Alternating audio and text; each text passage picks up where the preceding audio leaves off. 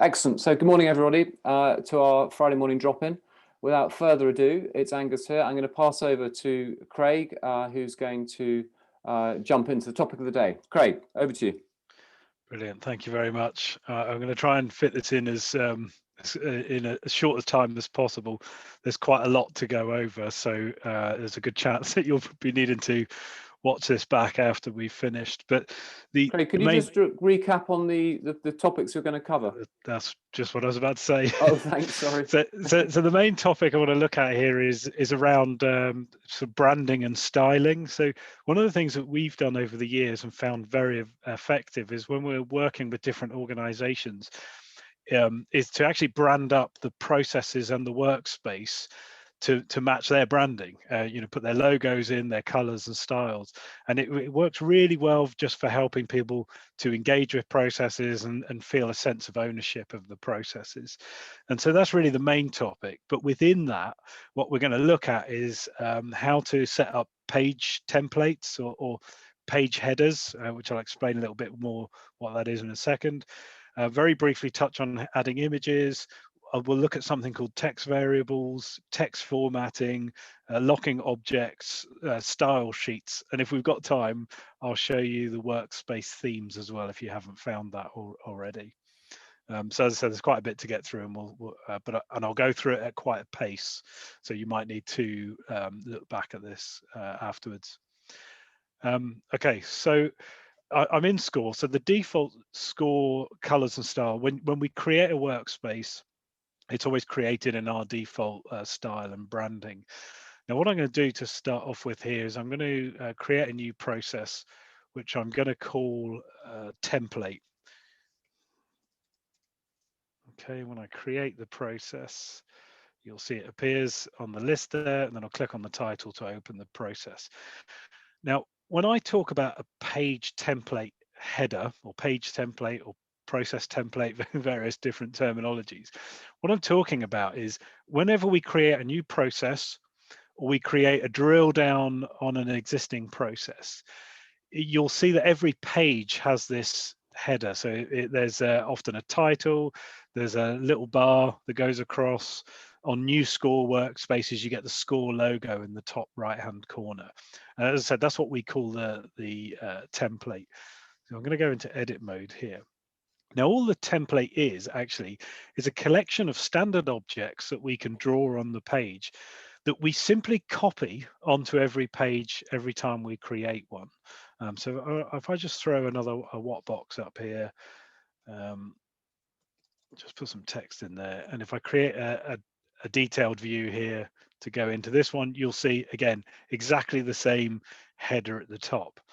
But except that it's got the name of the activity above in it. So if I just go back up to the top, and so the page template, all we do is we copy that is what is essentially a note box, or actually two note boxes and a logo if there is one, onto the page. Okay, so that means that you can customize those headers to be whatever you want in them. And what I'll show you that in this case, these ones are unlocked. I'll show you the locking in a second, but these are both note boxes. So if I double click on this one, you'll see it's just a standard note box with a transparent background. And this other, the line here is also a note box. And if I double click on it, it's a note box that just has a space in it, except the background color has been set to that color. Which I can also change, and it's just been squashed up and stretched out really long to create that bar. So if I wanted to put a logo in there, I've actually got so I want to drop a logo in there. So I've actually got a logo image that I want to put on. Now I'm going to just quickly change to a slightly different window that's got a logo in it. You probably can't see it because I haven't got it shared, but I've just got an Explorer window open with the logo in it, and I can drag and drop the logo onto the canvas, which I'll do now, which again I should pop back up in a second.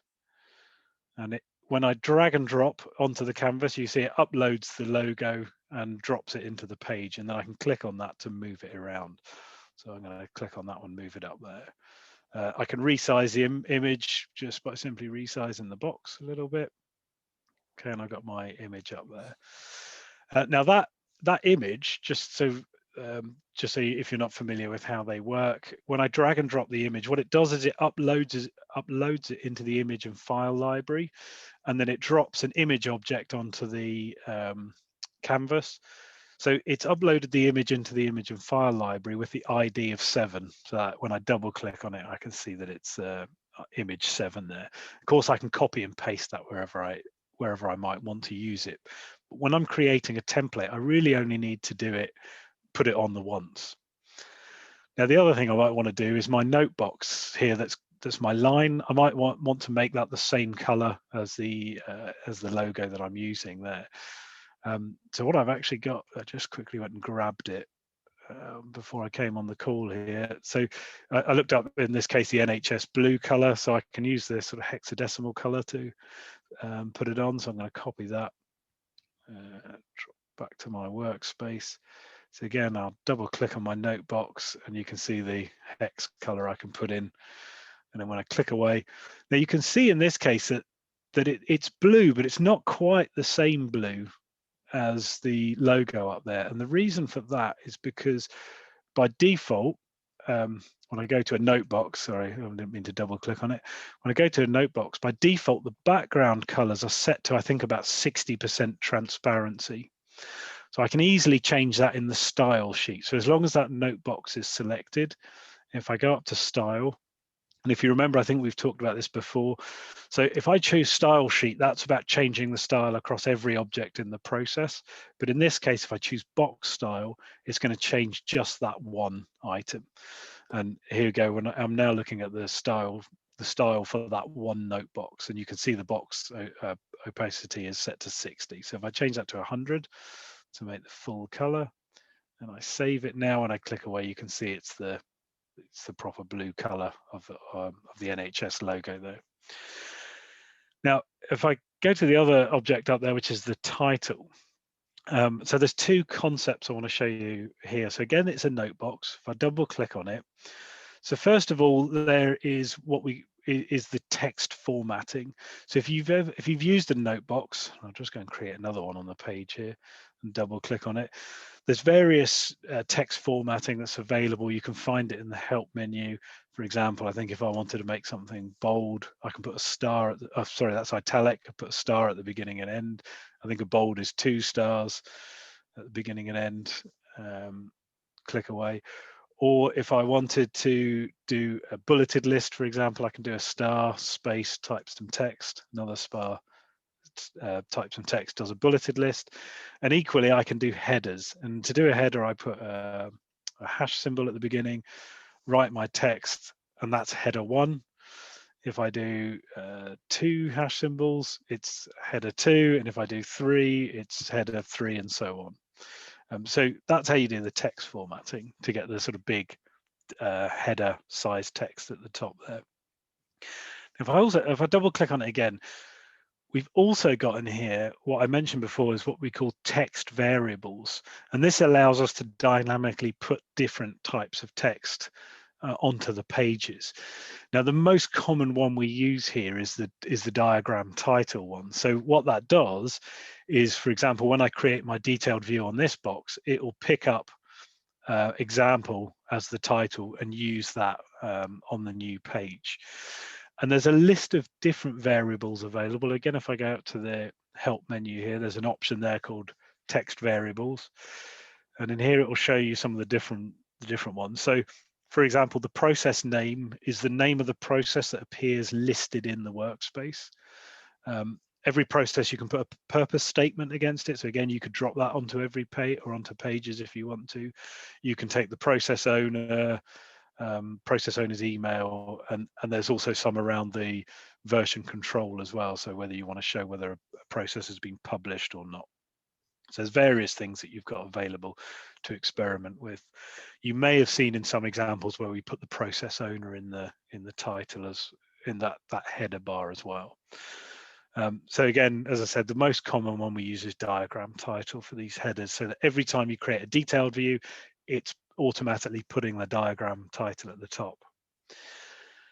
Now, one of the things that you'll notice when you create a new Skore workspace and it's got these headers, they're not clickable in the way these are. You can see as I move my mouse over them, I can actually click on them and select them. And the reason that happens is because we essentially lock the boxes so that they can't be accidentally moved. And that's really easy to do. If I select all of these items here, so I've selected my title, the bar, and the logo at the top. If I go up to style, I can select lock, and that locks them. So you'll see when I move my mouse over the boxes, I can't accidentally click on them, I can't accidentally move them. If I need to change them for any reason, I can unlock them. When I hover over one of them, you'll see the little padlock appears. I can unlock it there. Or again, back in the in the style menu, I can unlock all boxes on the page if I wanted to edit them. But that's a really nice way of just making sure you don't accidentally move them. And that's also similar if you've put logos or images in the background creating a landing page. Again, you can lock them so you don't accidentally click on them while you're editing other parts of the page. Okay, so that's the header. We've created the header. Now we haven't yet set it as the page template, but we've created the header we want with the logo and the color. Now the other thing that I'd suggest you think about is the actual process itself. So the boxes on the process. So by default, again, we've got, I think, a gray outline on the boxes. We've got a sort of Skore teal for the lines that connect the what and why boxes. If I create a detailed view, just for example, go back up again, we've got the Skore teal for the attachments. And in here, I'm just adding some attachments, because what I want to do is I want to be able to see the attachment icon and the detailed view icon all the time. And here's where I then want to change the colors of the what and why boxes. So this time I'm going to use the style sheet. So if I go up to style and click process style sheet, and here I can change the colors and styles of all the different objects. So what boxes, why boxes, notes, groups. The line box to box is where you've got lines between what and why boxes. And line box to note is where you're linking note boxes to other things and images as well. So if I just stick with the what box, there's various things I can change, like the text, the roll color, links if you've got them in there, text alignment, border color, you can see is set to is a type of gray, fill color, size, all sorts of different things. We can also change that line between where we describe the activity and the role. So we've got dotted dashed, you could create your own custom line or have it off if you want to. If I scroll further down, you can change the attachment icon color and the detail icon color. So these ones I'm actually going to change to my NHS blue. So I've just copied that code again. Of course, I can type colors in. So if I type in blue, for example, it then starts to show me a palette of different blues that are available that I could actually select from. But I want to use my NHS one there. And the other one I'm going to change actually is my line, my box to box line. I'm going to make that a gray as well. I'll make it the same gray as the box. I think that was 6969. Was it? Yeah, that's the one. And then apply that color. And you can see now that the boxes match the bar at the top. Again, you can be as creative or colorful as you want to with these. So now in this process that I've created that's called template, I've now got my header bar defined the way I wanted. I've got my style sheet defined the way I wanted.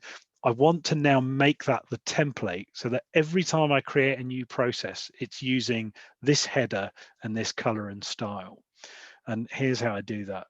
The first thing I want to do is actually delete these boxes here because I don't want them to appear on every process I create. So anything you've got on this page will appear on every single new page you create. So anything you don't want, get rid of it. So now I've got the nice clean process ready to be used as a template. And the way I do this here is we go up to the export menu and there's an option called XML. Some of you I'm sure have found that. when you click on XML, you can actually see an XML description of this whole process here. So just click in the box, and I'm going to do a Control A and Control C to copy everything in that box, and then close that. What I'm now going to do is drop back to the workspace, and I'm going to go into the admin panel. And in the admin panel, you should see an option called Workspace Process Template.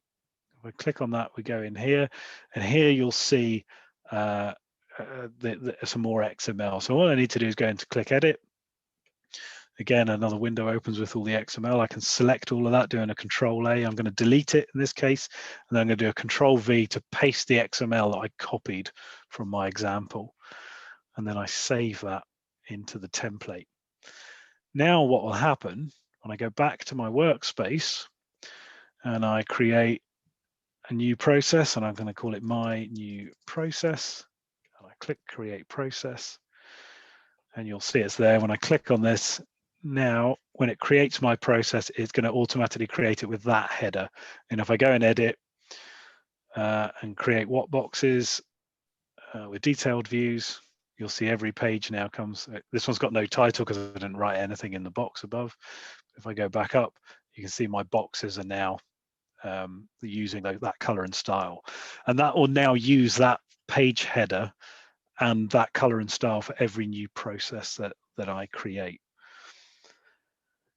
So what I'm going to do is just quickly go back to the workspace. So one of the things I do is you see I created a process called template, and I used that to design my template.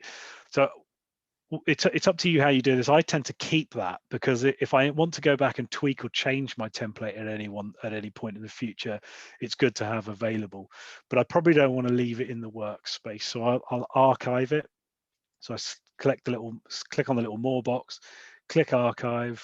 Yes, make this archive, and that then gets stored in the archive. And if I want to go back and look at it at any time, I click up here on View, select archived processes. You'll see my template option in there, and I can come down here and restore it if I need to make any changes to it.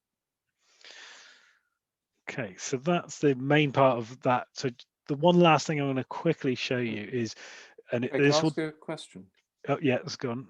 And this, just one quick, well, two questions really. One, they're both quite quick. If you've already got existing processes in a workspace and you go in and create that template, all new processes have the new template. Does it affect the templates of the already existing processes? It doesn't, and the reason it doesn't, going back to what I said right at the beginning, is that all we're doing when we create a new process, we're using that template to just essentially copy and paste those objects onto the page, so it won't update old ones. Okay. That's something you may have to do manually, or you could create a new version and copy and paste your processes into it. Oh, that's a good point. So if you did want to rebrand an old process, you'd have to duplicate it basically. Yeah, you could. Well, you'd have to create a new process. Actually, yeah, you could copy and paste it. So it's a little bit more complicated than that. But if you've got larger processes that need updating, we might be able to find a way to do it. I mean, it doesn't take too long, but anyway, if anyone needs any help with that, we can help them. And the other question was, and you might be coming to this, in which case just park it, is quite interesting. It was very interesting to see how you dropped the image onto the page, and you mentioned how it created a file or whatever within the images folder. And at some point, I'd be interested just to see what that means, so that for sort of future reference, you can go back and find that same image if you want it. Yeah, so if you remember, I know you couldn't see, I had the Explorer window open on my screen, and I basically just had an image on my desktop, and I dragged and dropped it onto the canvas, and then you saw it just appear, but it actually uploaded the image into the system. And if you remember, when I double clicked on the box, it said that the ID was 7. So if you'll see the image and files tab. If I click on that to open the file manager, you'll see there's the image that I uploaded. And if I just click on the little drop down, you'll see that it's the ID 7. So it's using that number to display it. So every image you drop in will get stored there. And also you can only access that when you're in your overall workspace view, not within a sort of process view. Exactly, yeah. Okay, thank you. So the last thing I was going to quickly show, because obviously running out of time, but depending on what plan you're on, you can actually change the theme of the whole workspace as well. And so if you've got that available, you can do it through the admin tab, and there's an option there called Workspace Theme. So if I click on that. Now, because of the sort of complexities of trying to match different colors and different themes, rather than at the moment, rather than making it very, very flexible and you being able to put any colors you want in there, we've created a set of sort of standard or default themes that you can pick from. Sometimes they fit really neatly to branding and sometimes they don't. What I tend to do is if there's a color in here, and I'll pick one, I don't know, maybe I take this blue and save it, and you'll see that it's sort of changed all the color at the top.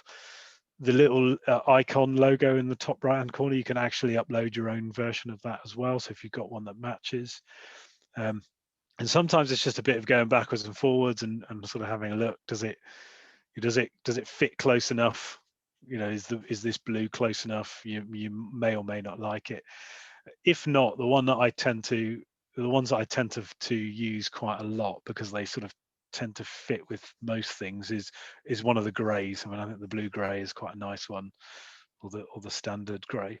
But again, it just gives you that nice sort of bit of just makes it a bit more unique, makes it fit better with the target branding that you're trying to work with.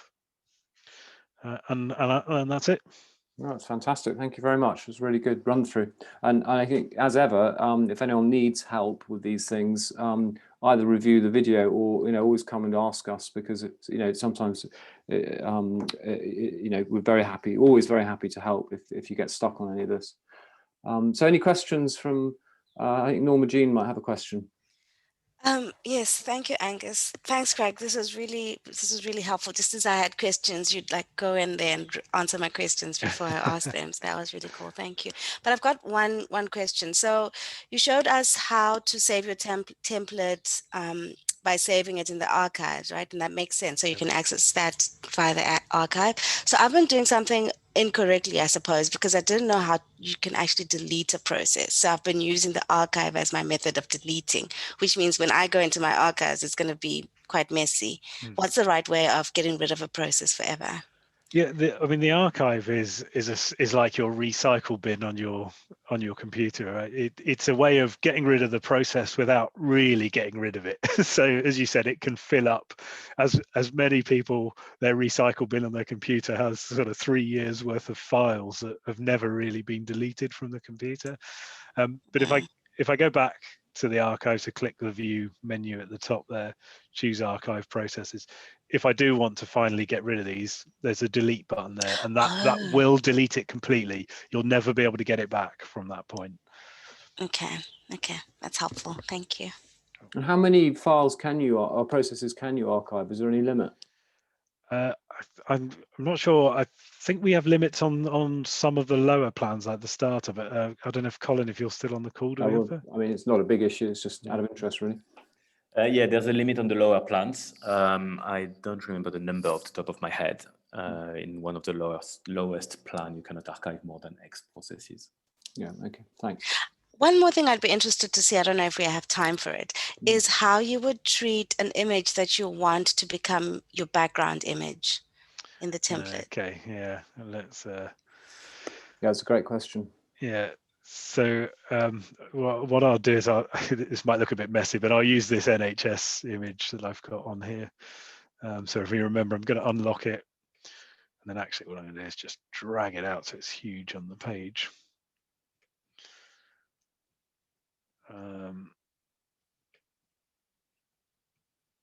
Okay, so that maybe I'm using this as my background. Again, I would lock it. So select the object and go up to style and then click lock like that. And it means you can then put other things in front of that. Whether it's whether you're putting notes or indeed other images in front of that box, you can do that very easily.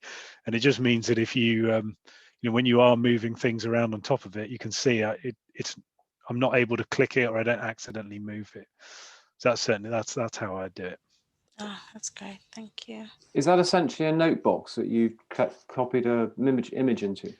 This one here, no, this is actually so if I open up the left bar, so remember we've got the main wire box, it's an image box. Okay. You can actually put an image inside a note box as well, but the image does it. I mean, if I just dragged an image box on there, you know, when you drop it on there, you need to put either the ID of the image in the library or a URL. So if you're using an image that's stored somewhere else, you could put the link to that image and it would display it as well. But if you remember, my image ID was 7. Yeah. It displays it there. They resize much better when using a proper image box. There's a trick to insert images in note boxes, but it's more a hack for doing some fancy design stuff. Yeah. Does that answer your question, Norma Jean? I mean, were you thinking of a sort of a clean, I mean, just like a sort of blank color, or were you thinking of a sort of image?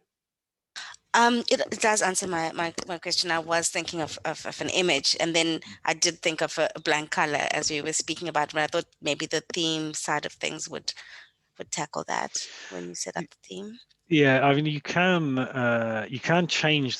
set the background color of the process, and I think it's under page settings? Yeah, so for the actual canvas itself, I can change the color. But if you do that, it's the same color then on every single On every page. Yes, yeah. I've seen that. So one thing I'm trying to think. I don't have an example to hand, but sometimes you might use background colors just for your landing pages, and then you might link off to processes in other parts of the workspace that have a different canvas color. Yeah, we solved that problem where we wanted just one page to be one color by using a note box and putting it to the background, I think. Yeah, and then if you lock it like the image, then that does the same thing. Okay, thank you. Excellent. Well, I'm going to draw the sort of formal part of this meeting to a pause unless we've got any other questions for David or Norma Jean or Steve. I'm all good, thank you. Excellent. Okay, I'm going to thank you all very much. Don't all need to rush off, but I'm just going to close the recording so others can come and watch it. And yeah, thank you very much all for joining. Thank you very much, Craig. I thought that was excellent. Thank you.